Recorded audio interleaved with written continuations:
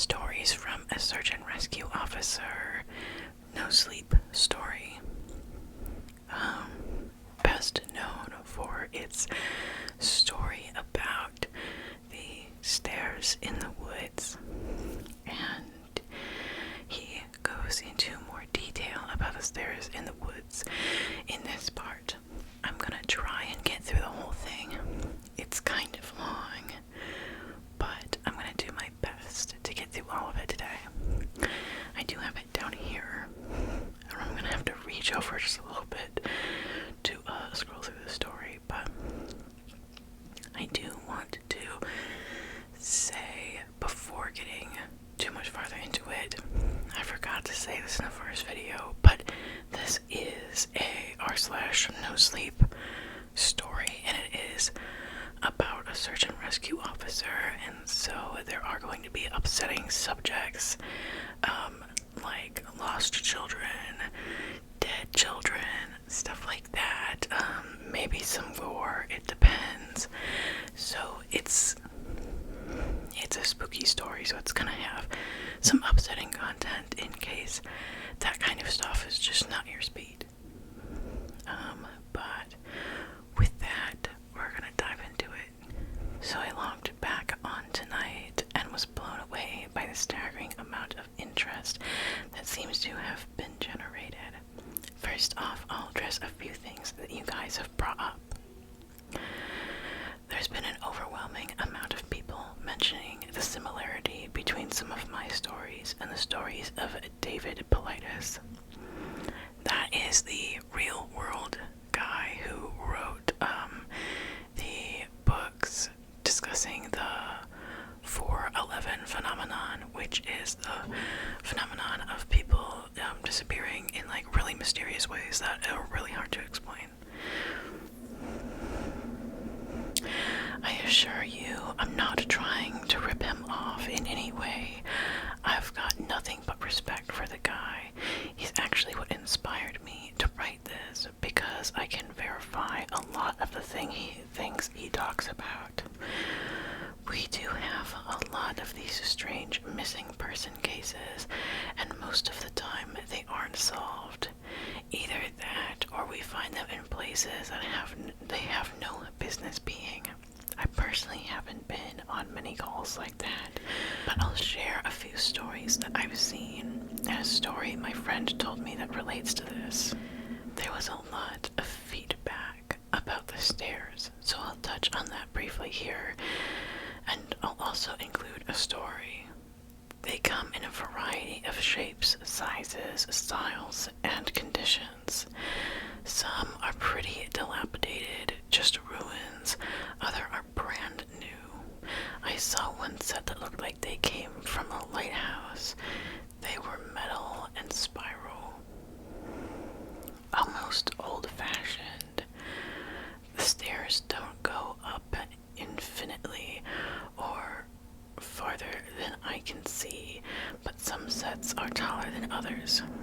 Like I said before, just imagine the stairs in your house if someone had cut and pasted them in the middle of nowhere. I don't have any pictures. It never really occurred to me to try again after the first time, and I don't really feel like risking my job over it.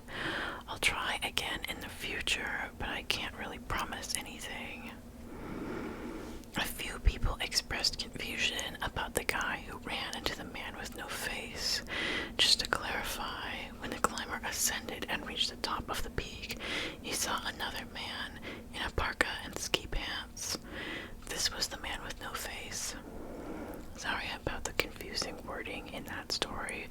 I'll try to avoid that in the future.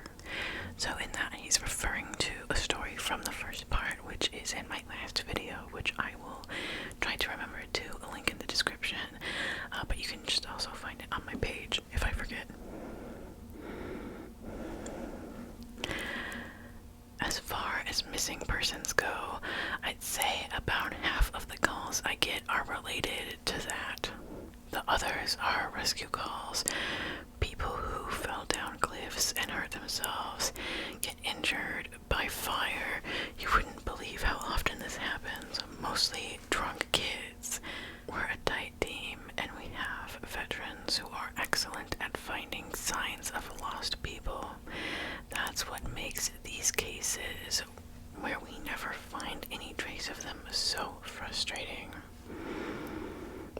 particular was upsetting for all of us because we did find a trace of them, but it just led to more questions than answers. An older man had been hiking alone on a well-established trail, but his wife called to say that he hadn't come home when he should have. Apparently he had a history of seizures, and she was worried that he hadn't taken his medication and had suffered one out there on the trail. Before you ask, I have no idea why he thought it was okay to go out alone, or why she didn't go with him. I don't ask about that kind of thing, because past a certain point, it doesn't really matter. Someone is missing, and it's my job to find them. We went out in a standard search formation, and it wasn't long before one of our vets found a sign that the guy had gone off the trail. We grouped up and followed him, spreading out in a van to make sure that we covered as much ground as possible. Suddenly, a call comes from over the radio telling us to all head back to the vet's location, and we came right away, because this usually means the missing person is injured and we need a full team to help them get out safely. We met back up, and the vet is just standing there at the base of the tree with his hands on the side of his head. I ask my buddy what's going on, and he points up to the branches in the tree. I almost couldn't believe what I was seeing, but there was a walking stick dangling from the branch at least 30 feet off the ground. The little strap thing on the handle had been looped around the branch, and it was just hanging there. There was no way the guy could have tossed it up there that far, and we didn't see any other signs that he was still in the area. We call up to the tree, but it's obvious that no one's in it. We're all just left sort of scratching our heads. We keep searching for the guy, but we never find him. Even bring our canines out, but they lose his scent long before the tree. Eventually the search is called off because there are other goals we have to attend to. And past a certain point, there's not much we can do. The guy's wife called us every day for months asking if we've found her husband, and it was heartbreaking to hear her get more and more hopeless each time. I'm not sure why this call in particular was so upsetting, but I think it was just the sheer improbability of it, and the questions that were raised. How the hell had this guy's cane ended up there? Did someone kill him and toss it up there as some kind of weird trophy? We did our best to find him, but it was almost like a taunt. We still talk about that one from time to time. Missing kids are the most heartbreaking. Doesn't matter what circumstances they go missing under. It's never easy, and we always dread the ones we find deceased. It's not common, but it does happen. David Paulides talks a lot about kids search and rescue teams find in places that they shouldn't be or couldn't be. I can honestly say I've heard about this kind of thing happening more than I've seen it, but I'll share one of the ones that I think about a lot that I've witnessed personally. A mother and her 3 kids were out for a picnic in an area of the park that had a small lake. One is 6, one is 5, and the other is about 3. She's watching them all really closely, and according to her, she never lets them out of her sight at any time. She never saw anyone else in the area either, which is important. She packs their stuff up, and they start to head back to the parking area. Now, this lake is only about 2 miles into the woods, and it's a very clearly established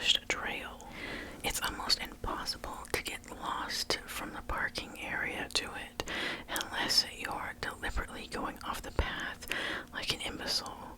Her kids were walking in front of her when she hears a sound like something coming up the path behind her. She turns around, and in the 4 or so seconds she's not looking, our 5-year-old son vanishes.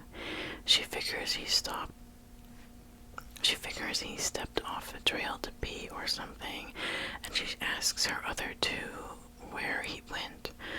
They both tell her that the big man with a scary face came out of the woods next to them, took the kid's hand, and led him into the trees. The 2 remaining kids don't seem upset. In fact, she says later that it seems like they've been drugged. They're sort of spacey and fuzzy, so of course she freaks out, starts looking frantically in the area for her kid. She's screaming his name and says at one point she thinks she heard him answer her. Now obviously she can't go blindly running into the woods.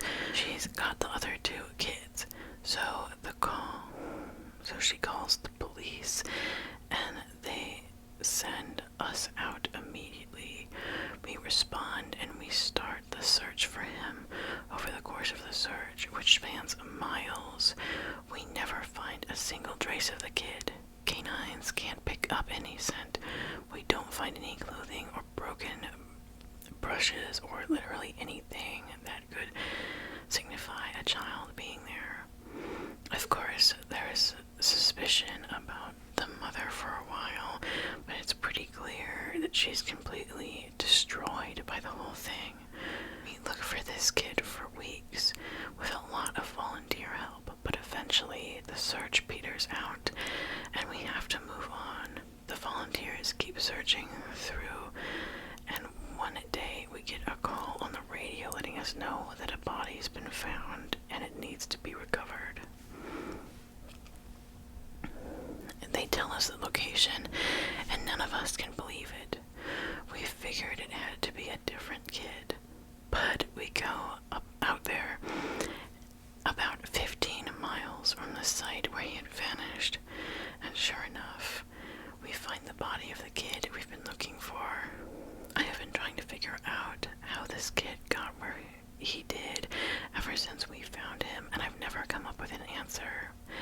A volunteer just happened to be in the area because he figured he might as well look in places no one else could think to, on the off chance the body had been dumped. He comes to the base of a trail of a rocky slope, and halfway up he sees something. He looks through his binoculars, and sure enough, it's the body of the little boy, stuffed in a little opening in the rock. He recognizes the color of the kid's shirt, and he knows right away that it's the missing boy. That's when he calls it in, and we're dispatched. It took us almost an hour to get the body down, and none of us could believe what we were seeing. Not only was the kid 15 miles from where he'd started, there was no other possible way he could have gotten up there on his own. The slope is treacherous, and it's hard even for us with our climbing gear. A 5-year-old boy had no way of getting up there. Of that, I'm certain. Not only that, but the kid didn't have a scratch on him. His shoes are gone, but his feet were damaged or dirty, so it wasn't as if an animal dragged him up there, and from what we can tell, he hasn't been dead for long. He's been out there for over a month by that point, and it looked like he'd only been dead for, at most, a day or 2. The whole thing was unbelievably strange, and was one of the most disconcerting calls I've ever been on. We found out later that the coroner determined that the kid had died from exposure. He'd frozen to death, probably late at night, 2 days before we found him. There were no suspects, and no answers to date. It's one of the weirdest things I've ever seen. I hate to do this, but there are 3 more long stories to go.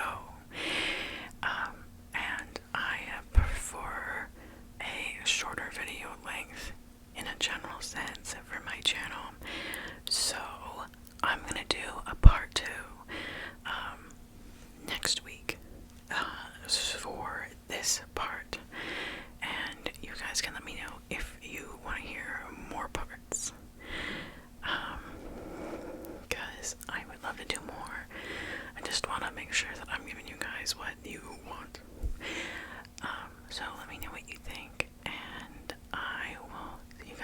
next week with the rest of this part.